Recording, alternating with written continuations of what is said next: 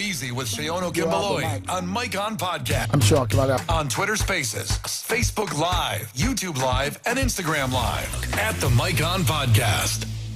What's the trade policy of the Tinubu government?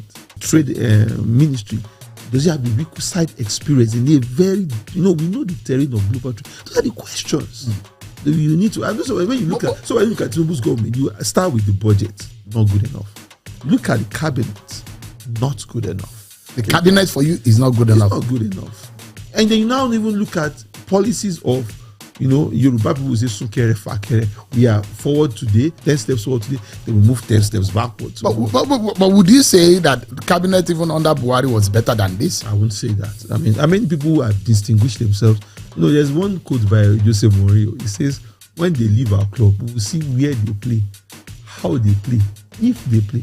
Somebody leaves government, what becomes of them? That's when you know the quality. And Okonjo-Iweala is out of government. Is she jobless? Omobola Johnson, is she jobless? Additional, is he jobless? No, those are people that have quality. You go and bring someone who is a retired military guy and you say, okay, Sabo Nanono, Minister of Agriculture, entire disaster. The kind of cabinet is that and you carry a minister, put someone, Mr. Adamu. 8 years, nearly 8 years, Minister of Education. Where is his legacy? Is it true that Nigeria is still paying subsidy on oil? Yeah, I think so. You're paying subsidy on oil. If the federal government doesn't want to come out, because since NNPC went private, in quote, and I put that in quote, we don't see operational financial with private concerns. Okay, but you're still a state-owned company, 100% owned by the federal government, in quote. So we need to still see those details. But look at the price of diesel and look at what it is, and look at even, it looks like we have gotten to okay, it's going to be 620, it's going to be 580. No, it's supposed to swing. It's the same way you have the dollar. If you've made last year that they've stopped paying about 1,400. Let's not lie. The mood of the market. So definitely you have significant swings like that was shaking the market. But I think if the CBN is intervening as it wants to intervene, it will still stabilize the market at some point. But some of the other things, what is happening within the P2P, the parallel market, people having this buying. Don't even look at policies of Yoruba people will say sunkere fakere. We are forward today, 10 steps forward today, they will move 10 steps backwards. But would you say that the cabinet even under Buhari was better than this? I wouldn't say that. I mean people who have distinguished themselves. There's one quote by Jose Mourinho. He says, when they leave our club, we will see where they play, how they play, if they play. Somebody leaves government, what becomes of them? That's when you know the quality. And Okonjo-Iweala is out of government. Is she jobless? Omobola Johnson, is she jobless? Additional, is he jobless? No, those are people that have quality. You go and bring someone who is a retired military guy and you say, okay, Sabo Nanono, Minister of Agriculture, entire disaster. The kind of cabinet is that and you carry a minister, put someone, Mr. Adamu. 8 years, nearly 8 years, Minister of Education. Where is his legacy? Is it true that Nigeria is still paying subsidy on oil? Yeah, I think so. You're paying subsidy on oil. If the federal government doesn't want to come out, because since NNPC went private, in quote, and I put that in quote, we don't see the details of the subsidy numbers again. Before, NNPC had this monthly operational financial report, but it stopped because they say they are now a private company with private concerns. Okay, but you're still a state-owned company, 100% owned by the federal government, in quote. So we need to still see those details. But look at the price of diesel and look at what it is, and look at even, it looks like we have gotten to okay, it's going to be 620, it's going to be 580. No, it's supposed to swing. What you're saying is a free market.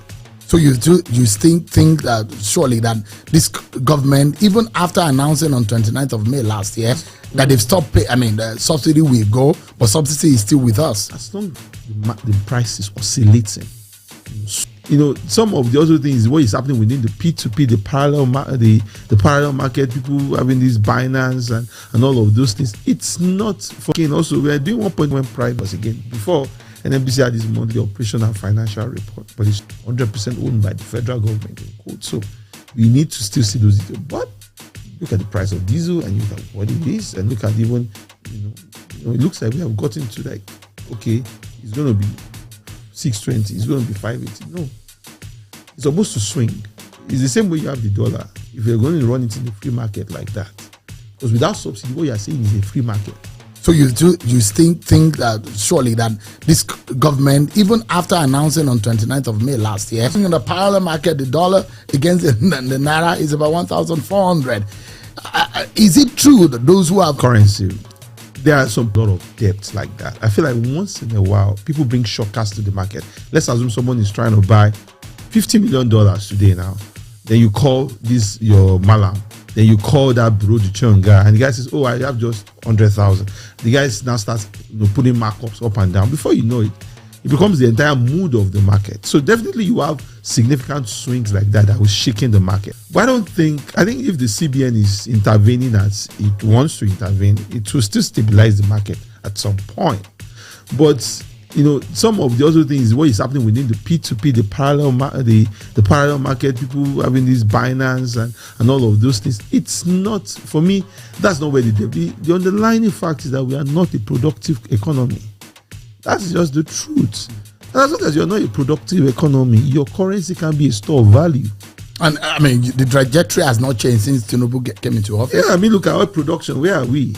I mean, you came into office with sometimes even during Buhari's regime when oil price was as high as $110 per barrel. You couldn't produce. You're back in also. We are doing 1.2 million barrels per day. I mean, there were years. Maybe we'll talk about with the Jonathan times. There was.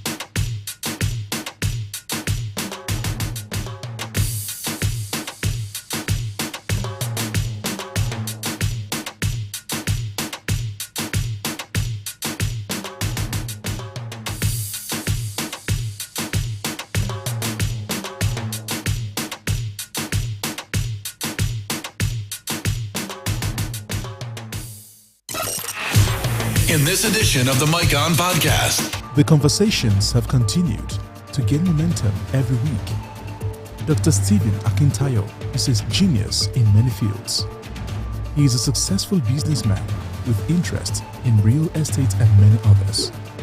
As an author of several books, he believes in the transformative power of books. In this episode of the Mike On Podcast, he sits with Seun Okinbaloye to talk about a variety of issues. He spoke on why Peter Obi was his choice in the 2023 presidential election, President Tinubu's economic policies, matters of religion, and the LGBTQ, among others. Join the conversation today.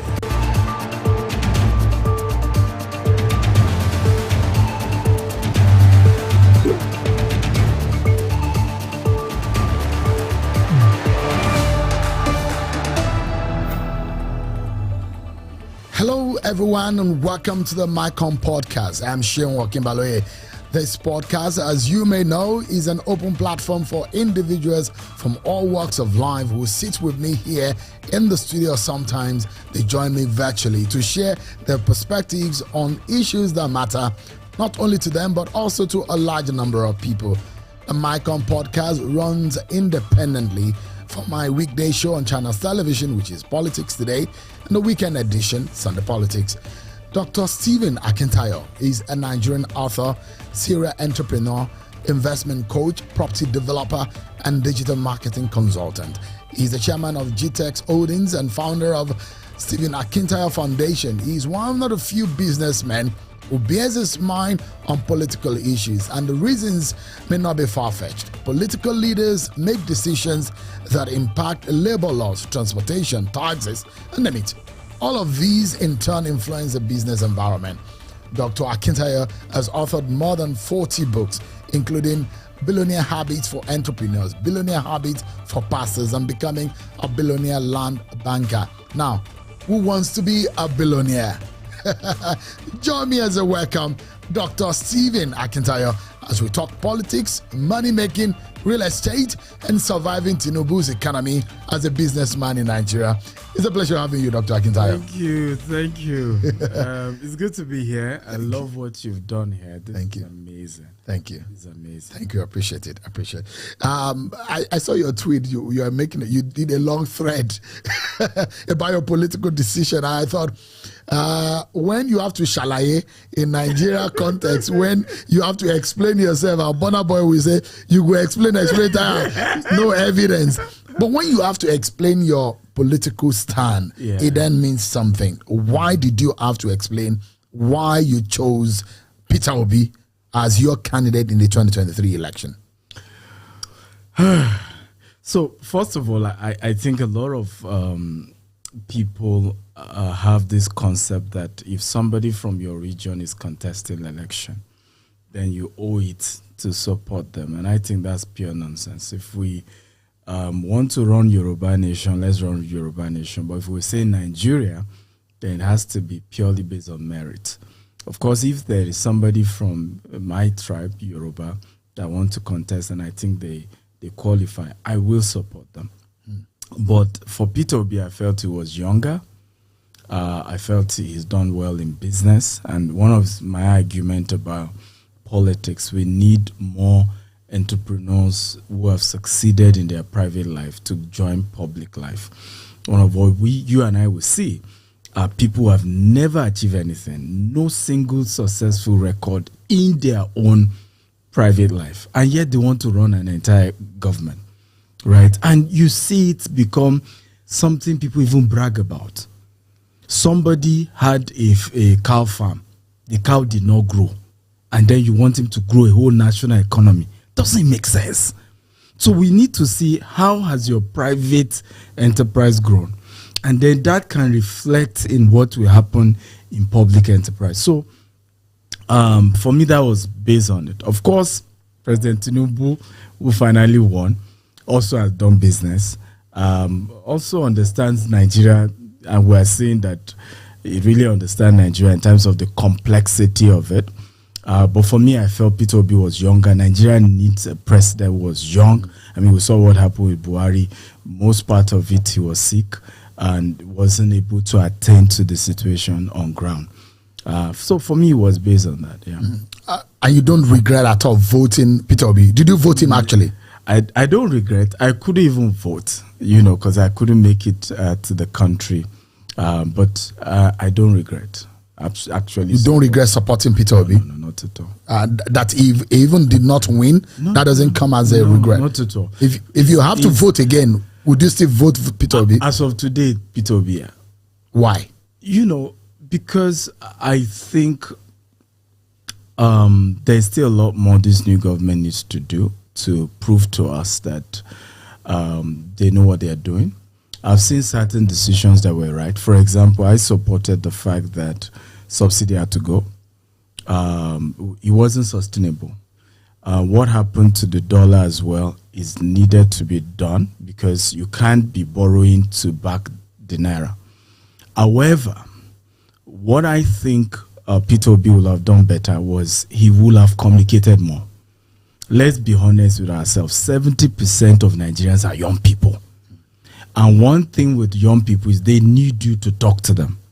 They need accountable leadership. They want you to be transparent. They want you to communicate more.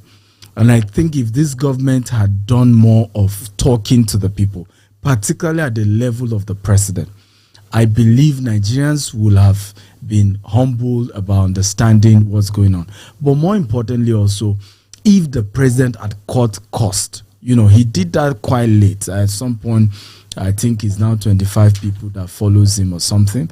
But the budget for Aso Rock, the motorcade, the National Assembly cars, all these things did not show that the government understand that they've put Nigerians in a very, very dire situation. Many of them are struggling to feed. Those of us who a lot of people don't know that I'm not really based in Nigeria. I only own businesses in Nigeria, and I come, to see our businesses, and then I do a lot more business outside Nigeria. But we are all feeling the pain. People reach out to you, family members, everybody needs money, everybody's struggling. So in terms of the impact of the subsidy, which was needed to go, in terms of the dollar devaluation as well, the naira devaluation as well. So for me, I think as of today, I haven't seen enough reason. For example, my argument is, why having to increase salary? Why do you need another 6 months after removing subsidy to then increase salary? Why?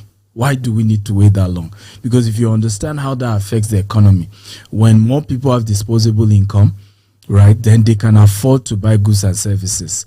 But if you refuse to delay that, yet the politicians are feeding fat. They are getting more allowances. They are getting more stuff. More people are coming into various positions in government, and all that has impact on the cost of running the government. So I haven't seen enough. I can assure you that there's still more time for the president. It's just going to be 1 year in May. And if things improve in the next 2 years, I will vote him.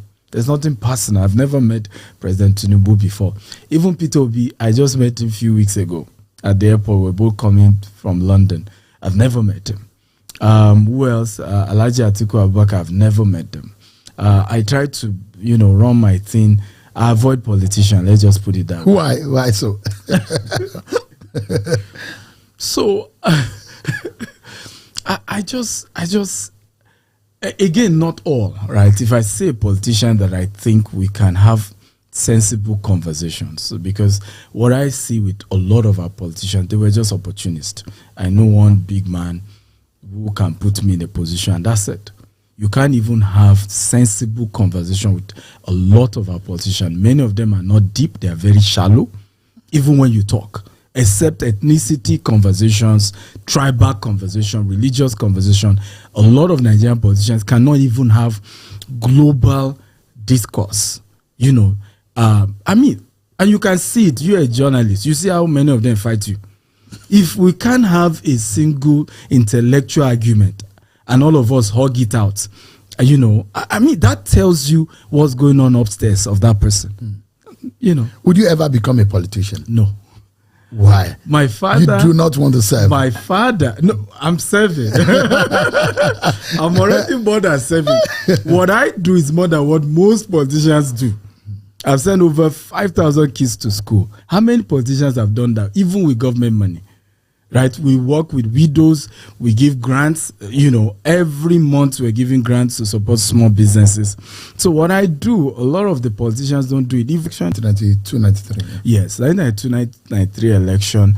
He was the SDP secretary. So what they are trying to do, even when I dare say that politicians need to wake up and stop fighting entrepreneurs.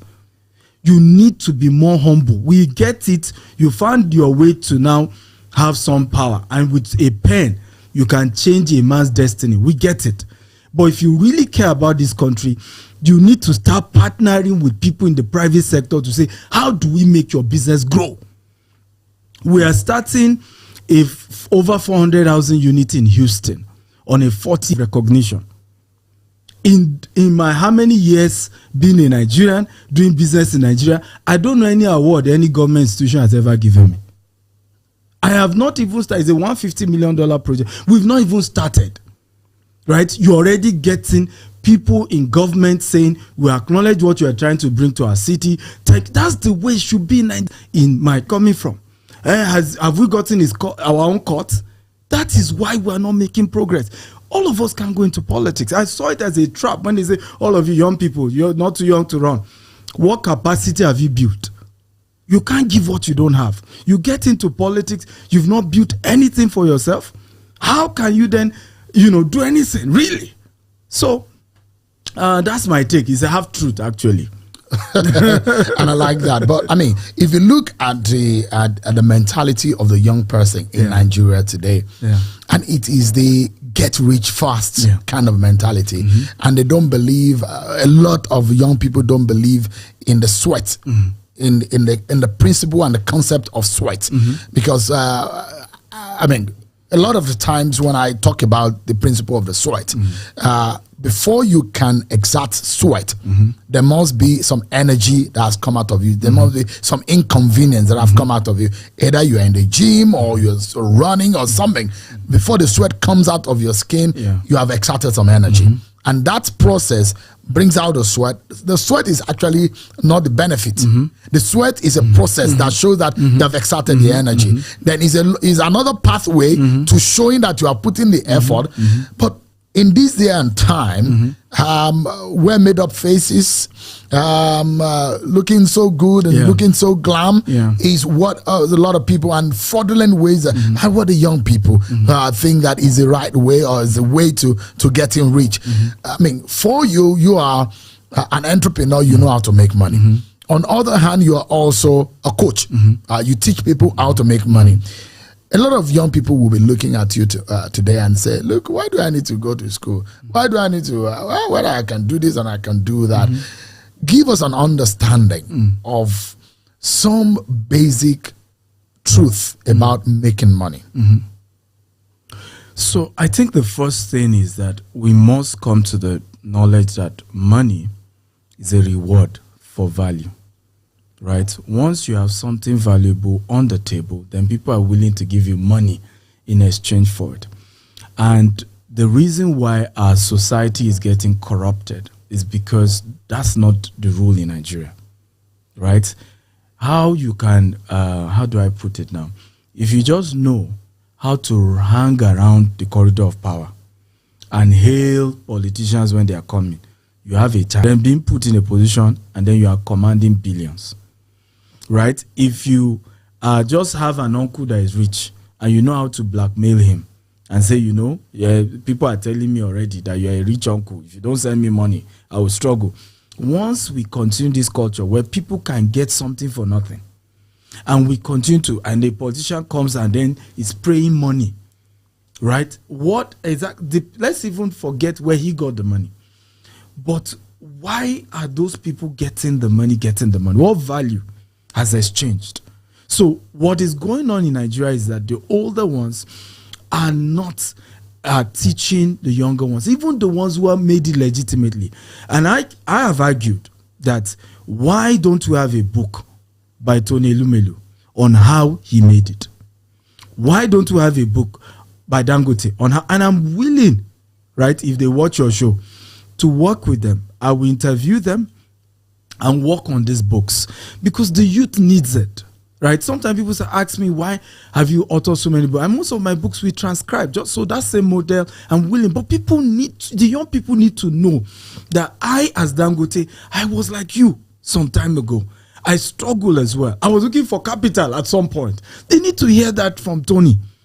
That at some point in this country, you know, I literally was at the level you are. But because they don't communicate. So most young people are seeing all these older guys at the peak of where they are.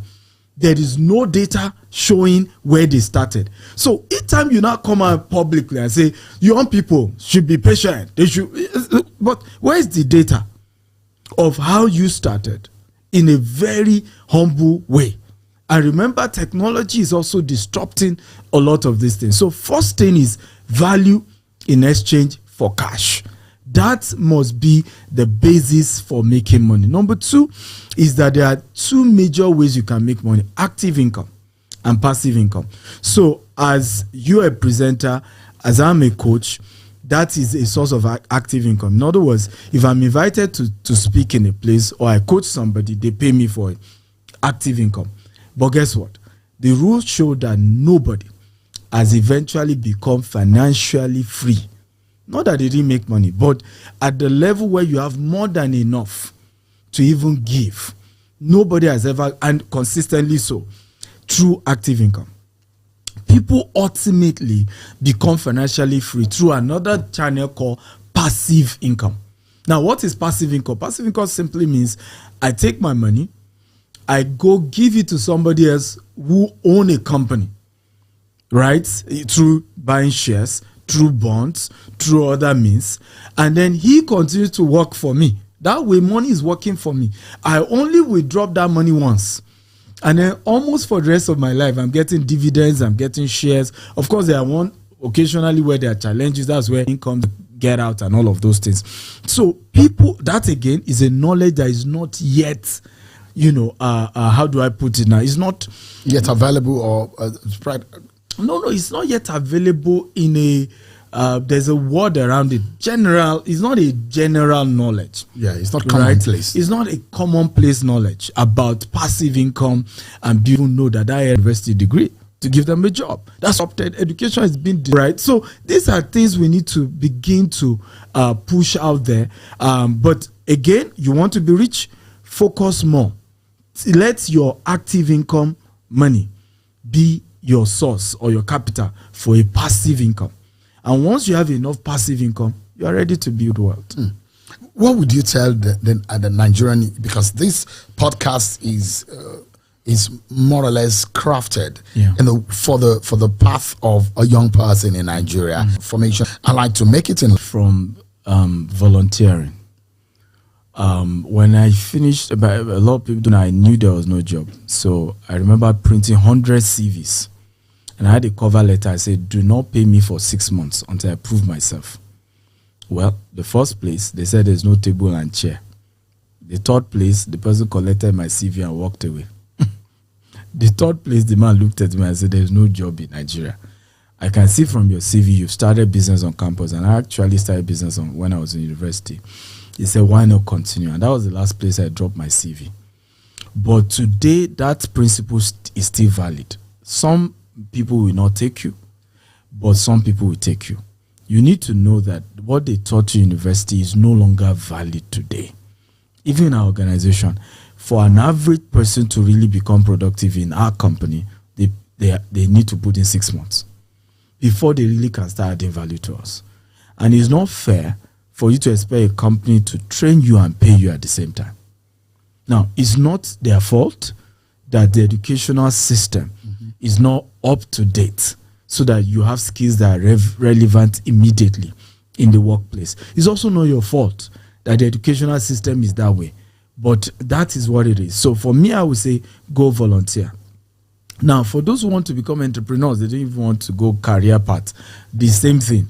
Go look for an entrepreneur who is already in the industry you want to start a business, and either go serve them for free or pay them to become your coach. One of those two. If you really want a mentor in this world, you either pay or you serve. Even for me, till today, a lot of my business mentors, whether in Nigeria or outside Nigeria, is either I'm serving them, okay, or I'm having to pay for the time that they're giving you. It's not fair to go and sit down, okay, with a Cosmos Maduka or with a Dangote or with a Tony Elumelu or whatever, and then you're asking questions about your business for 2 hours. The man, that 2 hours you put into his business and generate more money.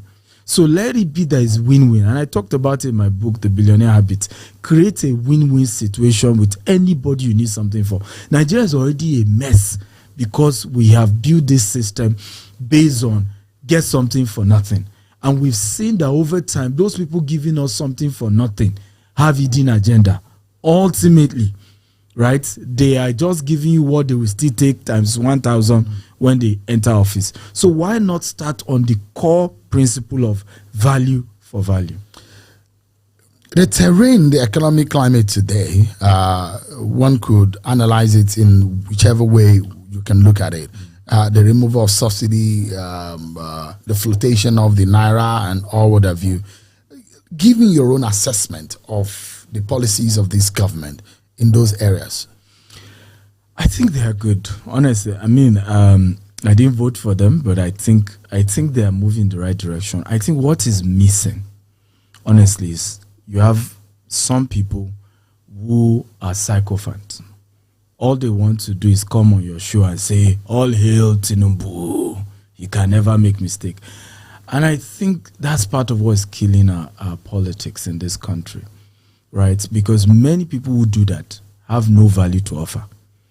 And I've noticed the same in my own company. I mean, globally, we have over 300 employees. And I noticed that the employees who, when I come to the office, yes, sir, welcome, sir. Hey, they are the ones who have nothing to offer. The ones who really have value, they are busy trying to get results. They don't have my time. And I don't also have their time, really.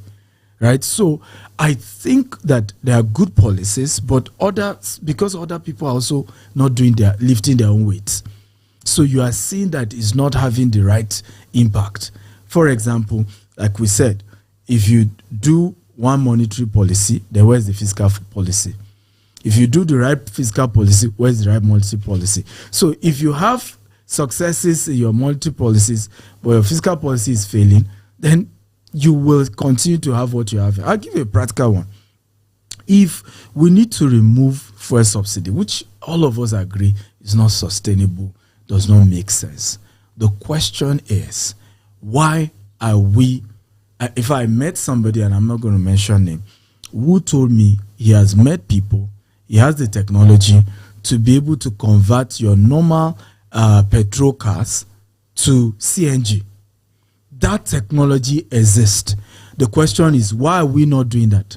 Why can't the Ministry of Transportation or whatever ministry is in charge say, you know what, as part of, to cushion the effects of this fuel subsidy, you have a car that is taking petrol. We are willing to convert it to CNG for you. You drop no money, right? You can gradually be paying, installment, but from day one, we're allowing you to come and those are little things that can, be put in place that then cushion the effect of the fact that you've removed fuel subsidy, right? Of course, the person who removed the fuel subsidy, the department that or ministry that removed, is not the department that need to come up with these concepts that will then cushion the effect. You see why I said right policies, but because some other people are not doing their job,